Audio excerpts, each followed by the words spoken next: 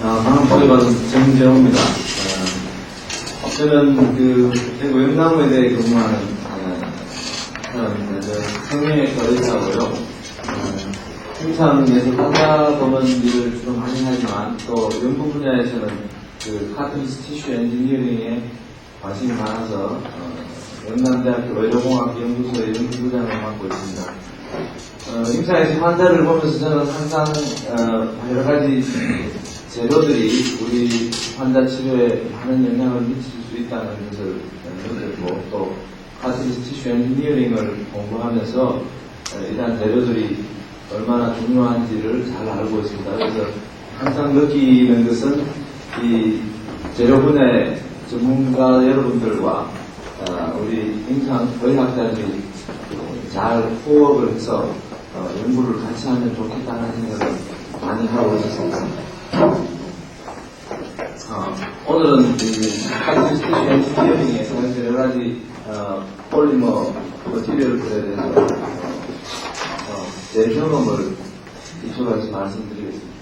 연골 조직공학은 1990년대 초에 찰스 바칸트라는 사람이 처음 공식적으로 발표를 했습니다. 이 사람이 마취과 의사인데 재미있는 실험을 했습니다. 그래서 생체 내에서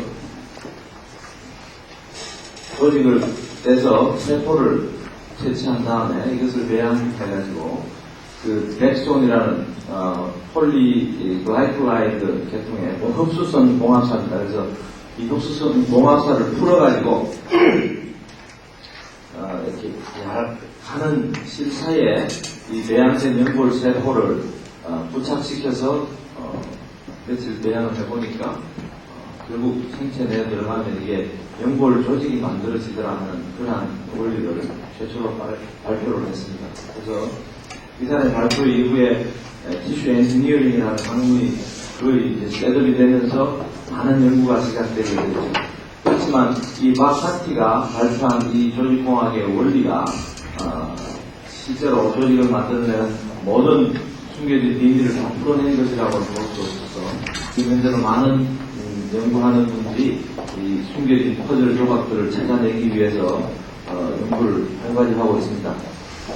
티슈 엔지니어링에는 크게 세 가지 엘리먼트가 있는데, 이 조직을 좀 만들어내는 역할을 하는 세포와 이 세포들이 우리가 원하는 형태의 3차원적인 형태를 갖도록 도와주는 이 스캐폴드, 그리고 이 세포들이 액티브하게 생체 내에서 효과적으로 역할을 수행할 수 있도록 도와주는 여러 가지 사이토카인, 그로스 팩터들이 잘 결합이 돼야지 효율적인 조직공학이 이루어질 수 있겠습니다.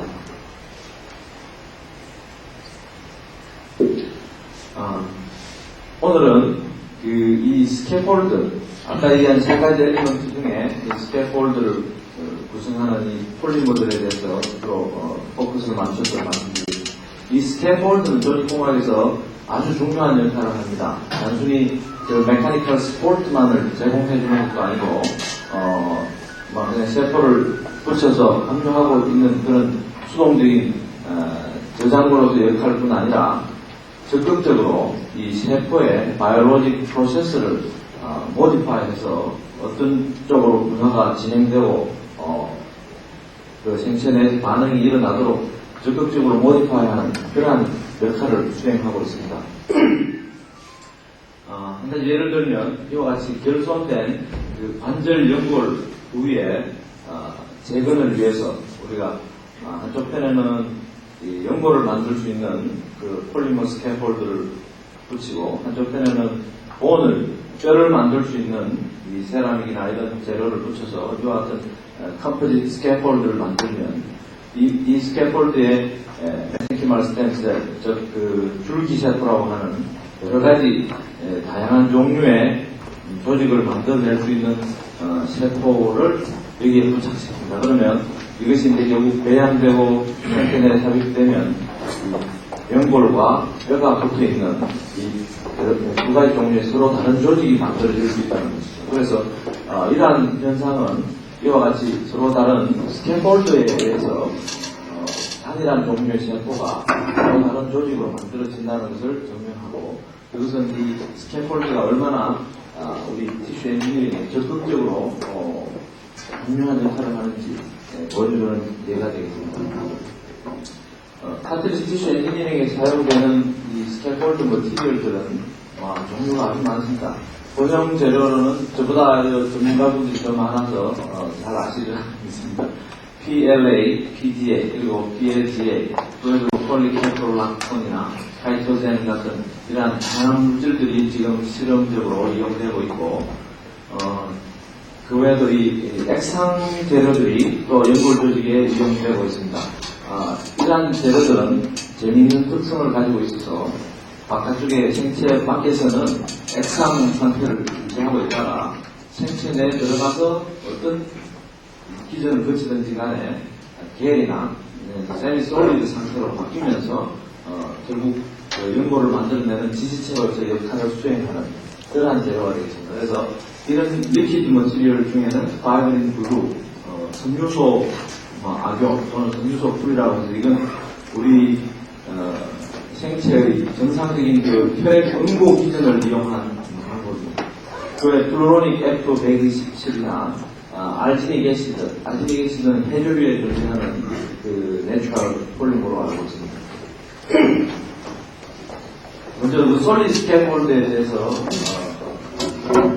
얘기해 보면 이 솔리드 스캐폴드는 고형이기 때문에 우리가 원하는 형태로 3차원 형상화를 해야 하는 그러한 재료이고 고형이기 때문에 메카니컬 스테빌리티가 어느 정도 제공이 되고 그림에서 보는 것처럼 이 스캐폴드의 표면에 일단 셰프가 부착된 이후에 내부로 마이그레이션이 일어나고 또 그렇게 되면서 정식이 일어나고 거기에서 세포가 매트릭스를 만들어내면서 조직이 만들어지게 됩니다. 그래서 표면에서부터 내부로 점차적으로 조직이 만들어지면서 진행되는 그런 특징을 가지고 있고 고형의 덩어리이기 때문에 수술을 통해서 생체 내에 집어넣어야 한다는 그런 문제가 있습니다. 아까 말씀드린 그 고형 재료를 우리가 어떻게 원하는 3차원 형태를 만들 것이냐 하는 것이 실제로 환자를 치료하는데 이러한 기술을 이용하기 위해서는 중요합니다.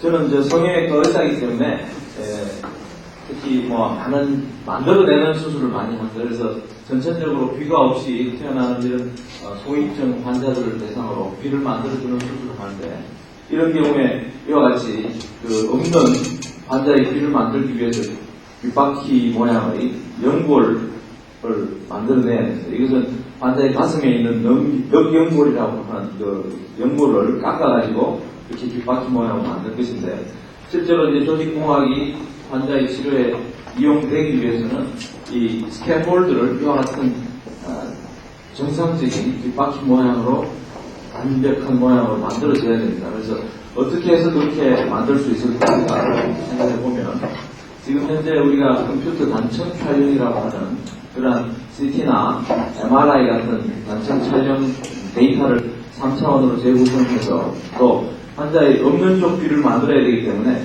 반대쪽 귀를 촬영을 해서 그 데이터를 미러 이미지로 뒤집어 가지고 우리가 만들어낼 뒷바퀴 모양의 데이터를 얻어낼 수가 있죠. 그 외에도 스테레오 포토그래피나 울시 초음파 같은 이러한 다양한 방법을 이용해서 입체 영상 이미지를 만들어내고 그것을 이와 같은 그 컴퓨터 시스템 매니팩처링 기계에다가 연결해서 전송된 데이터가 기계를 통해서 만들어지도록 하는 방법을 쓸 수 있습니다. 만들어내는 방법은 우리가 잉크젯 프린트에서 인쇄가 되듯이 이 여러 가지 바이오 머티리얼을 그 잉크젯에 카트리지에 넣어가지고 인쇄를 시키면 처음에는 평면으로 나오지만 그것이 종이가 계속 움직이면서 그 위에 자꾸 쌓아나가면 3차원적인 프린팅이 일어날 수 있는 거죠. 이러한 방법을 이용하기도 하고 만들어낸 스캐폴드가 좀 더 단단한 구조를 가지고 있으면 레이저를 가지고 우리가 기념패를 나무를 깎아내듯이 이렇게 깎아내는 방법도 쓸 수 있고 스테레오 리토그래피라고 해가지고 그 액상의 수지에 레이저 빔을 쏘아서 이 여러 군데에서 레이저를 쏘아가지고 중첩된 부분에 그 하이 에너지에서 그 액상 재료가 고형화되는 그런 현상을 이용하는 방법도 있다고 들었습니다. 어쨌든 이렇게 솔리드 스캐폴드를 만들어서 연골 조직공학 기술로 우리가 새로운 연고를 만들었을 경우에 그게 뭐 지금까지는 성공적이라고 많은 발표가 있었습니다만 제가 실험해본 결과로는 아직까지 해결해야 될 문제들이 많이 있습니다. 이 생체 내에서 만들어진 이 티슈 엔지니어링을 통해서 만들어진 뉴 카트리지들은 점차적으로 흡수가 일어나고 또 그로 인해서 디포메이션이 일어납니다. 그래서 이 생체 내에서 변형이 일어나면 우리 임상에 사용할 수가 없겠죠. 귓바퀴 모양으로 만들었는데 이것이 나중에 뚝으로 들어버리면 이용할 수가 없는, 그래서 이러한 문제를 해결하는 것이 중요한데 왜 이런 변화가 일어나는지에 대한 규명이 필요하고, 그래서 물론 이 바이오머티리얼이 너무 빨리 바이오디그레이션이 일어나고 또 원하는 티슈 매트릭스 포메이션이 너무 늦어서 둘 사이에 균형이 일어나지 않아서 그 균형을 잡지 못해서 아마 그런 일이 일어난다고도 볼 수 있고, 또 우리가 이제 테크니컬하게 이 스캐폴드의 표면의 한쪽 부분에 세포가 붙어 있고 이쪽에는 붙어 있지 않습니다. 이와 같이 그 셀 어태치먼트가 이번하게 골고루 되지 못하면 한쪽에만 조직이 생기고 한쪽에는 생기지 않고, 그래서 궁극적으로 만들어지는 조직이 이렇게 휘어져 버리는 그런 문제가 생길 수가 있습니다. 또 한 가지 여러 가지 많은 이유를 찾아볼 수 있겠습니다만 그 세 가지 엘리먼트들을 기초로 생각해 보면 세포 벡터를 생각했을 때 세포가 너무 적어서 원하는 조직이 제대로 만들어지지 않아서 이런 문제가 생길 수도 있고, 아까 말씀드렸듯이 어태치먼트의 문제, 그 다음에 세포의 퓨리티, 우리가 원하는 연골 세포가 순수하게 모여서 조직을 만들어내야 되는데 거기에 다른 세포가 혼입된 경우에는 연골 세포가 부분적으로 만들어지고 연골 조직이 부분적으로 만들어지고 다른 세포가 혼입된 부분에는 원하는 조직이 만들어지지 못해서 문제가 생길 수도 있습니다. 스캐폴드의 바이오디그레이빌리티와 또 포로시티나 이런 것들이 영향을 미칠 수도 있고, 그 외 바이오로지컬하게는 우리 연골 조직은 조직학적으로 봐서 이 연골 세포와 둘러싸고 있는 그 매트릭스, 연골 기질, 그리고 이 연골 덩어리 전체를 둘러싸는 그 페리콘드리움이라고 하는 연골 막에 둘러싸여 있습니다. 이것이 생체 내 정상적으로 존재하는 연골의 형태입니다. 그런데 우리가 만들어낸 연골에는 이와 같은 페리콘드리알 쉬트 커버리지가 없습니다. 그래서 이 페리콘드리움 역할이 뭔가 하면 끊임없이, 그러니까 특히 태생기의 어린 나이에 그 개체에서는 끊임없이 연골세포를 제공해주고 매트릭스를 제공해주고 해서 연골세포를 연골이 더 자라도록 만들기도 하고, 또 어른이 된 다음에는 일시적으로 그 기능을 멈추고 있다가 병이 있거나 손상이 일어나서 연골 조직이 파괴되면 그때 다시 리액티베이션이 돼서 연골 세포를 제공해주는 그런 역할을 하기 때문에 이 페리콘드리움이 연골 조직 공학의 아까 말씀드린 하나의 숨겨진 퍼즐 조각이 아닌가 하는 그런 생각을 하고 있습니다. 그래서 이 페리콘드리알 쉬트를 우리가 만들고 있는 이 연골 덩어리의 표면에 커버를 해주는 것이 우리가 마무리해야 될 그런 작업이 아닌가. 그래서 이러한 페리콘드리움을 걷어서 매양을 해서 도포를 한다든지, 최근에 일본에서 개발됐다고 하는 이 폴리앤 이소프로필-아크릴라마이드, 아주 어려운 그런 고분자 재료가 있는데, 이러한 재료를 사용하면 이와 같이 매양접시 바닥에 세포를 이렇게 이제 매양을 하면 세포들끼리도 붙고 접시 바닥에 붙습니다. 그런데 이 더모센시티브 폴리머를 이용해서 온도를 낮춰주면 이 폴리머가 변성이 일어나면서 이 붙어있던 셀 쉬트가 그대로 떨어지게 되죠. 그래서 세포와 세포 사이의 접착은 붙어있는 채로 매양 접시로부터 원피스로 푹 떨어지게 됩니다. 그래서 이렇게 되면 넓은 손바닥만한 페리콘드리알 셀 쉬트를 얻을 수 있게 되고, 이것을 이용하면 만들고 있는 연골 조직의 표면에 페리콘드리알 연골막이라고 하는 새로운 구조물을 도포할 수가 있겠죠. 기존의 방법에는 이와 같이 배양된 다음에 그 트립신 EDTA라고 하는 효소를 이용해서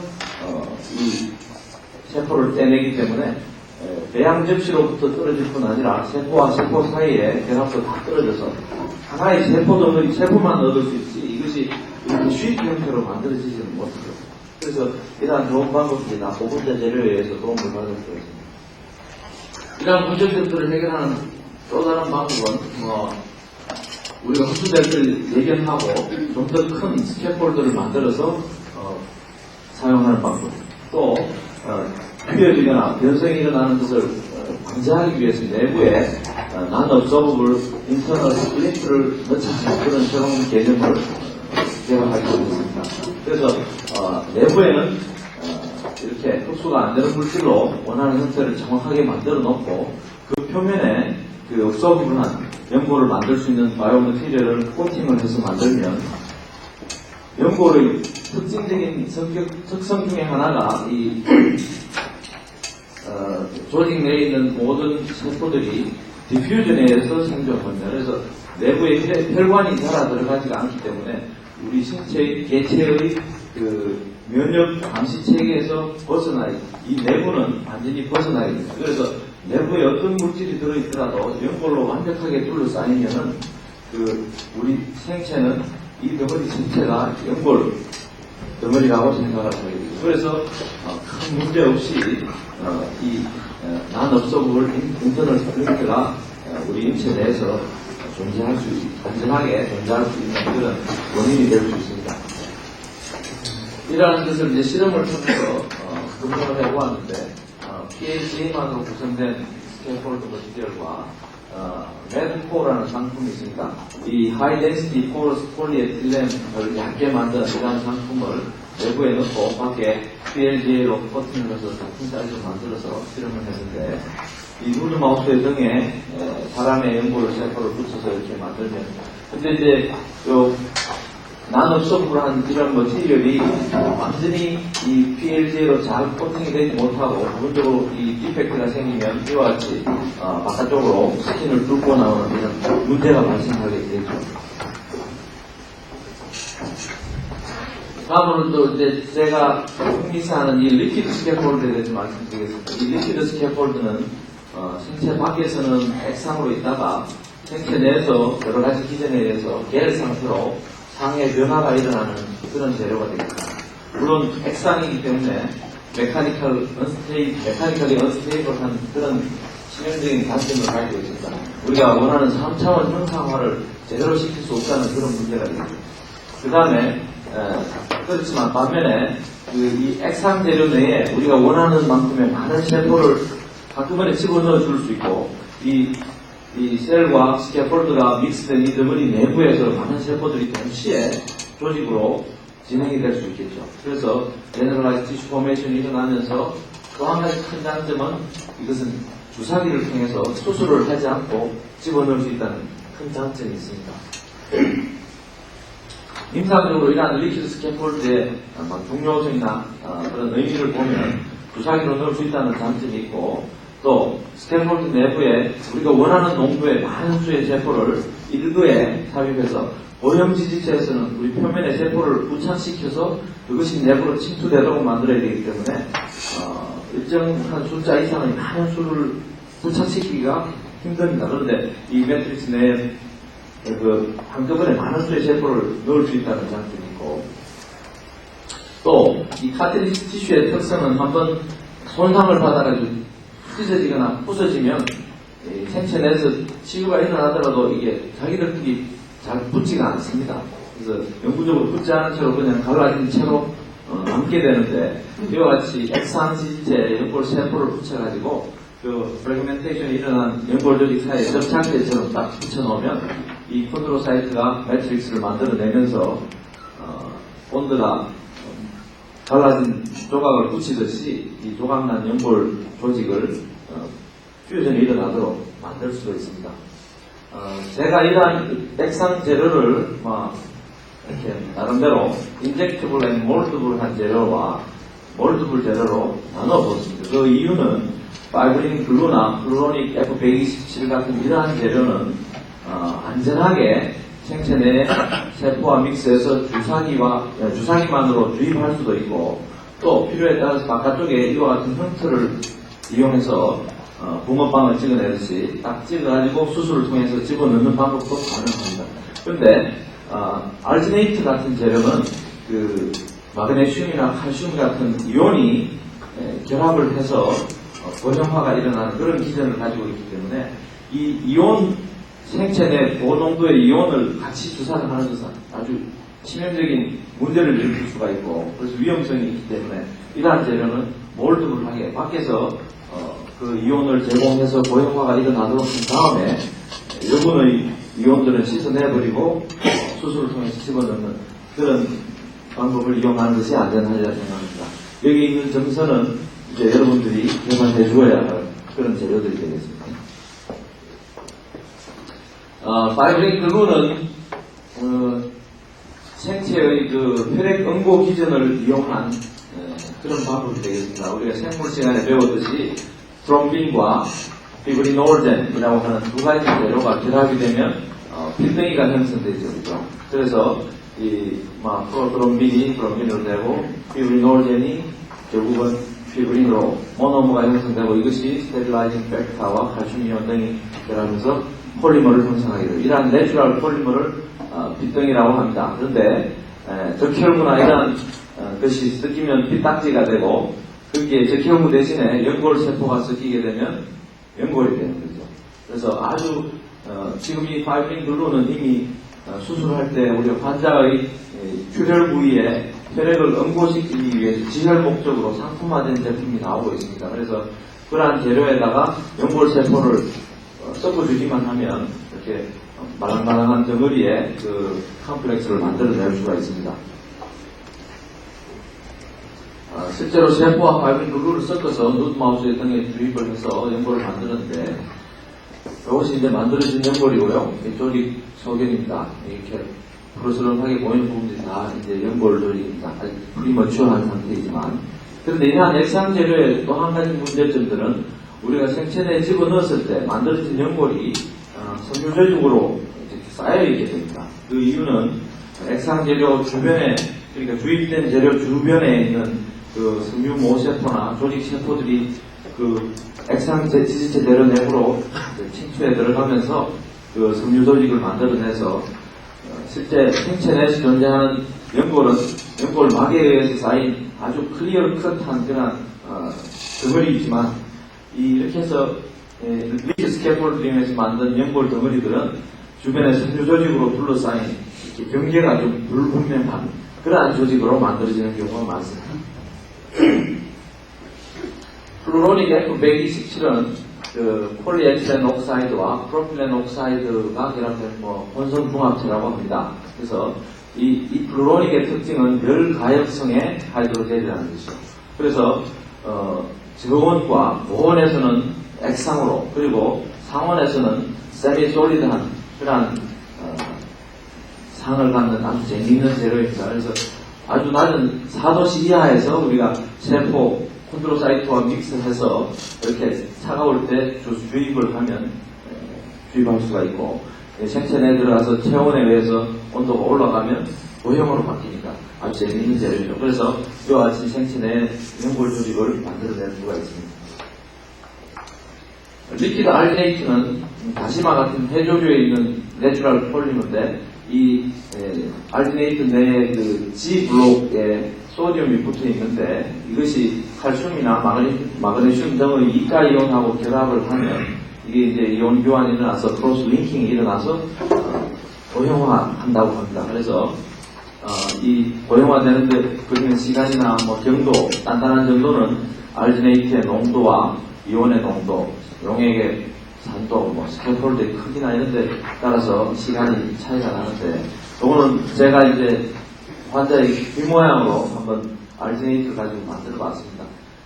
실제로 그 알디네이트 농도가 0.5, 1, 2, 3, 4% 정도까지 만들 수 있는데, 이 4% 정도 되면 실제로 알약처럼 이렇게 딱딱한 덩어리를 만들 수 있는데, 이걸 사용하는데 이렇게 딱딱하게 만들면, 결국은 체액이 침투하는데 문제가 됩니다. 그래서 많은 수의 세포를 안에 넣어놨는데 체액이 침투에 들어가지 못하면 안에 있는 세포들은 죽을 수밖에 없겠죠. 그래서 그렇게 되면 조직공학적 효율성은 더욱 떨어집니다. 그래서 일단 리퀴드 머티리얼들은 우리가 단단하게 경화시키는 것이 어떤 면에서 필요할 수도 있고 또 어떤 경우에는 이와 같이 그 체액이 침투하지 못하는 문제를 야기시킬 수도 있기 때문에 이것을 어떻게 해야 될지 애매모호한 경우가 있습니다.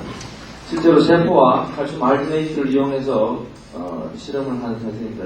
이렇게 레진을 이용해서 이제 본을 뜨고 거기에 리퀴드 알지네이트를 넣고 칼슘, 마그네슘 이런 이가 이온을 접촉시키는 여기 보이는 것처럼 그런 알지네이트 젤리가 만들어집니다. 그리고 이것을 아까 여기 몰드블이라고 했죠. 그래서 수술을 통해서 누드 마우스의 등에 자란 귀 모양을 넣었는데 실제로 이렇게 해서 귀가 만들어지진 않습니다. 이게 이렇게 큰 덩어리가 큰 덩이를 넣은 경우에 부분적으로 작게 넣으면 이와 같이 연골 조직이 만들어집니다. 그런데 조직 검사상 보면 주변에 많은 그 염증 세포들이 침투해 있는 것을 볼 수 있고 실제로 누드 마우스 등에 그 피부가 일부 죽어 있는 괴사 염증이 심하고 괴사가 일어나는 것을 볼 수가 있습니다. 그리고 아주 농도가 높은 경우에는 이런 큰 덩어리가 만들어지긴 하지만 이 덩어리 자체가 다 연골이라고 보기는 힘들겠고요. 표면의 일부는 세포가 살아서 연골 조직을 만들었지만 이 내부에는 체액 침투가 불안정해서 세포들이 다 죽었을 가능성이 많고 조직이 제대로 형성되지 못했습니다. 그렇지만 아주 작게 얇게 해서 인젝션을 하면 이와 같이 전체적으로 골고루 카틸리지가 만들어질 수도 있습니다. 어쨌든 이 알지네이트는 조직 내에서 좀 염증성 반응을 많이 일으키는 그런 특징을 가지고 있습니다. 이러한 리퀴드 스캐폴드의 문제점은 아까도 말씀드렸듯이 그 3차원 형상화를 하기 힘들다. 그래서 어떤 일정한 볼륨이 필요해서 주입을 한다든지 하는 경우에는 사용할 수 있겠지만 정확한 형태를 만들기 위해서는 아직까지는 문제가 많지 않다 이렇게 생각합니다. 그 다음에 그 파이브러스 티슈가 주변에 둘러싸이는 그러한 특징을 보이게 됩니다. 결론적으로 저는 이 티슈 엔지니어링에 스캐폴드가 아주 중요한 역할을 하고 있고 그래서 제 경험에 비추어 봤을 때는 좀 더 효율적이고 효과적인 티슈 엔지니어링을 위해서는 이 재료 분야의 전문가 여러분들께서 적극적으로 새로운 효과적인 재료를 좀 만들어 주셨으면 하는 그런 부탁을 기다려드리겠습니다. 감사합니다.